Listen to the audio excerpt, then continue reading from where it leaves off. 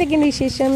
ഇന്നത്തെ ഒരു ചെറിയൊരു വീഡിയോ ആണ് കേട്ടോ. നമ്മൾ കയ്പക്കൊണ്ടാട്ടം ഉണ്ടാക്കുന്നത് എങ്ങനെയെന്നാണ് നമ്മൾ കാണിക്കാൻ പോകുന്നത്. നമ്മൾ ഉണക്കുന്നതെല്ലാം കട്ട് ചെയ്ത് ഉപ്പൊക്കെ ചേർത്ത് ചിലർ അതിലേക്ക് തൈരൊക്കെ ചേർക്കും. അങ്ങനെ നമ്മൾ എങ്ങനെയാണ് ചെയ്യുന്നത് എന്നാണ് ഞാൻ ഷോപ്പിൽ നിന്നൊക്കെ വന്ന് നമ്മൾ രാത്രിയാണ് കേട്ടോ ഈ പരിപാടിക്ക് ചെയ്യുന്നത്. കട്ട് ചെയ്യാനൊക്കെ അമ്മയ്ക്ക് കുറേ നേരം ഇരുന്നിട്ടൊക്കെ ബുദ്ധിമുട്ടായിരിക്കും. അപ്പം ഞാനെന്ത് വിചാരിച്ചു, ഞാനത് കട്ട് ചെയ്തൊക്കെ ചെയ്താൽ പിന്നെ രാവിലെ വെയിലത്ത് വെച്ച് ഉണക്കിയാൽ മാത്രം മതിയല്ലോ അവർക്ക്.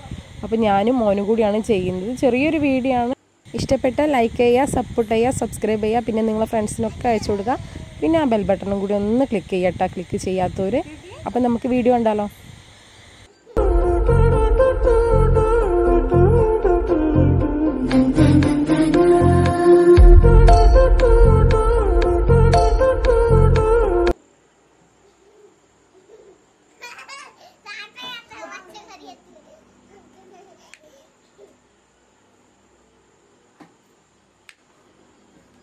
കട്ട് ചെയ്യാൻ പോയപ്പോൾ പിന്നെ മോൻ പറഞ്ഞ് അവൻ കട്ട് ചെയ്തോളണമെന്ന്. അപ്പോൾ പിന്നെ അവനാണ് കട്ട് ചെയ്യുന്നത് കേട്ടോ. നല്ല നൈസായിട്ട് കട്ട് ചെയ്യണം, കാരണം നമുക്കിത് വെയിലത്ത് വെച്ച് ഉണക്കാനുള്ളതല്ലേ. അപ്പോൾ വേഗം കട്ടിയുള്ളതാകുമ്പോൾ ഉണങ്ങില്ല. അപ്പോൾ നൈസാക്കി മുറിച്ചാൽ മാത്രമാണ് നമുക്കിത് ഉണക്കിയെടുക്കാൻ പറ്റുള്ളൂ. അല്ലെങ്കിൽ കുറച്ച് ബുദ്ധിമുട്ടായിരിക്കും, നല്ലോണം വെയിൽ കൊള്ളേണ്ടി വരും.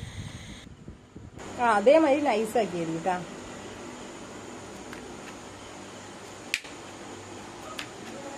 തുമ്പി തുമ്പി എന്താ പാട്?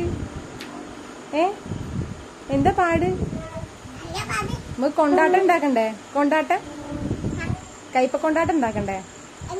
കയ്പ കൊണ്ടാട്ടം ഉണ്ടാക്കണ്ടേ? വറുത്തിട്ട് അംഗനവാടി കൊണ്ടുപോണ്ടേ? പോകുമ്പോ അംഗനവാടിക്ക് നാളെ അംഗനവാടിയില്ല.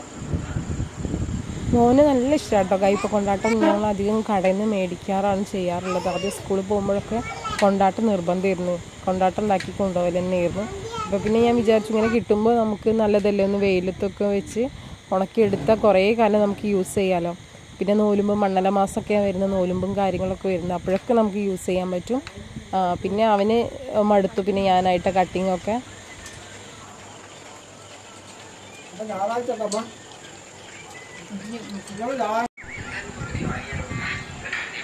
കഞ്ഞിടിക്കണേ തുമ്പിയെ, തുമ്പിയേ കഞ്ഞിടിക്കുമ്പോഴും കുട്ടിക്ക് ഫോണാ.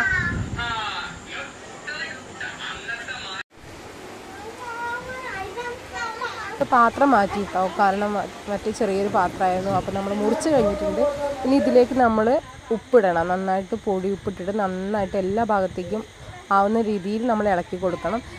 പിന്നെ ചിലർ ഇതിൽ തൈരൊക്കെ ചേർത്ത് തൈരൊന്നും യൂസ് ഉണക്കാനിടും. ഈ മുളക് കൊണ്ടാട്ടി നന്നായിട്ട് എല്ലാ ഭാഗത്തും ഉപ്പ് പിടിക്കുന്ന മാതിരി നന്നായിട്ട് കുഴച്ചെടുക്കണം. നന്നായിട്ട് സ്പ്രെഡ് ചെയ്യണം. ഉപ്പ് എല്ലാത്തിലും ഒരേപോലെ ഉപ്പായണം കേട്ടോ.